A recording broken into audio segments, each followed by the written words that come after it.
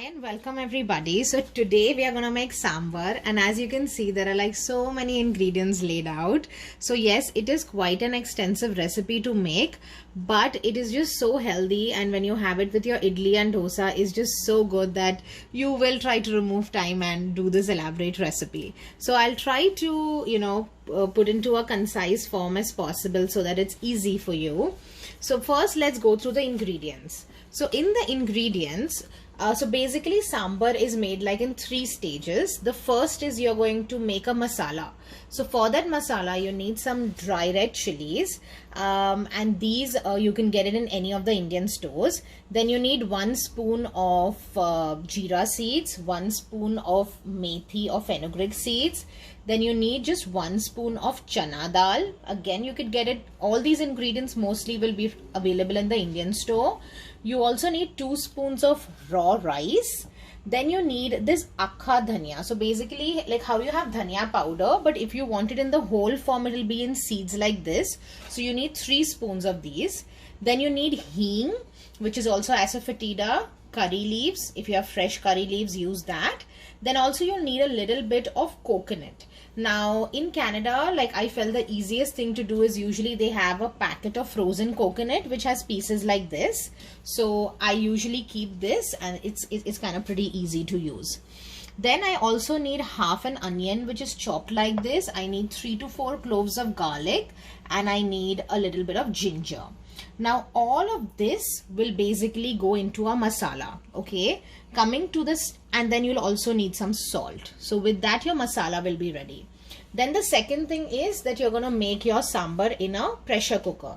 So for that you can add whatever vegetables that you want, but traditionally I feel that tomatoes, you could put two tomatoes. You could also put squash or lauki, and you could also put radish. Now this is very peculiar to the sambar that you get in Mumbai especially, but you can also put drumsticks, and you could put a variety of vegetables that you want into your dal right now. You'll also need a little bit of split green chilies, yeah. And then of course you need your tuar dal. So basically tuar dal you could get in any of the Indian stores. You just soak it for at least 20 minutes and you're going to use that as well. Now once your sambar is made, then most of, like, it depends, in different states the taste is different, but in Mumbai you usually have a sambar which is sweet, so you'll need jaggery, and you'll also need a little bit of amchur powder. So you need something which is sour and which is sweet as well, so to balance that taste. And finally you'll need to put a tadka on the entire sambar that you're making. So for that what I have done is I have taken some curry leaves, I've taken some dry red chilies, and I have taken sarso or til, which also, I'm not sarso or til, sorry, it's just sarso. Let me just show it to you, yeah, so basically these are black seeds like these, okay, which you can get it in the Indian stores as well, and a little bit of hing. So this is what is going to go into your tadka. So guys, let's start with our recipe. So first what you do is you are going to heat a pan. You're going to put a little bit of oil, and you could just put all of these things, okay? You could just put all of these things together. So just put all of them together.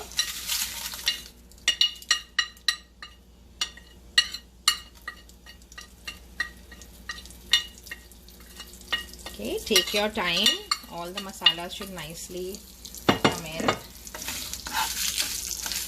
And then on medium flame, you want to nicely roast it. If you feel the oil is less, you could put little more oil. But honestly, at this stage, roasting is the main thing that you have to do. You don't really have to fry the masalas. Okay, also what I'm going to do is I'm going to go ahead and put in my onions, garlic and ginger as well. Just put all of it together, and then a little bit of salt, just a little bit, because you put the onion, so you know that when you put, okay, so nicely just stir it together. And what you want to do here is roast it for a good 10 minutes. Take your time and roast it properly, okay? And once it is nicely roasted, allow it Once it is nicely roasted, allow it to cool and then just grind it into a fine paste using your mixer jar. Okay, so we'll wait for this to nicely cook, and then I'm gonna grind it into a paste and show you finally how the paste looks. So in the meantime, what we can do, because it's a very elaborate recipe, I would say, try to make all the 3 components together so that you're not really wasting a lot of time. Okay, so guys, as that masala is getting ready, what you do on the other pan, you take a cooker and then you put a little bit of oil, and now we are going to put in all of this thing. So we are going to put a little bit of green chilies, then your tomatoes and whatever vegetables you wanted. For me, I have taken radish and I've also taken a little bit of squash. So you just put in, and then you allow it to cook for at least 10 minutes. And in that 10 minutes, you can actually, your mixture will get cool, your sambar masala, and then you can paste it. So you're not really wasting time here. So guys, the masala that we had made first, I allowed it to cool and I just put it into this blender jar, and I've made a paste like this. This is the main thing which is going to give that flavor of, the proper sambar to your dish. Now what I'm going to do is I'm just going to add this into the cooker, and I'm going to just let it cook for another 2 to 3 minutes. So just add this into the cooker, and because this paste is a little thick, if you feel you can add a little bit of water, while removing it from this container, that should be okay. So guys, it's already been around 1 to 2 minutes that the paste was in and it was cooking nicely. Now I'm just gonna go ahead and put in my tuar dal. So just put in the tuar dal and then a little bit of salt and water. So let's first put in our tuar dal. So after the dal, you have to add the water. I've already added the water, and the water should be at least 3 to 4 cups of water, and all whatever we are putting in the cooker should be nicely submerged in the water. So that's very important. And then what you do is we put salt in our sambar masala, but that was really less. So the remaining salt, sorry, we are going to add it now. Okay, and now I'm just going to close the cooker and I'm going to wait for at least 4 big whistles and 1 small whistle. So guys, as you can see that now my cooker was nicely cooled down, and that is the reason I've removed the lid. And this is how my sambar is looking right now. Now what I need to do is just the final few things. I'm going to put amchur powder, that is dry mango powder. You can also put imli chutney, which is tamarind chutney, or yeah, I think these are the only 2 things that you can put. So I'm just going to put around 1.5 to 2 spoons, sorry, yeah, 1.5 to 2 spoons of this amchur powder. And then I am going to put in jaggery. Okay, so I'm going to put at least 2 to 3 spoons of jaggery for the sweet taste. Okay, so you put some jaggery. And the sambar in Mumbai is actually pretty sweet, so I'm going to put in a little more. But if you are not a person who likes a sweet sambar, you could actually skip putting the jaggery completely. Because I do know that in South, the sambar is not sweet.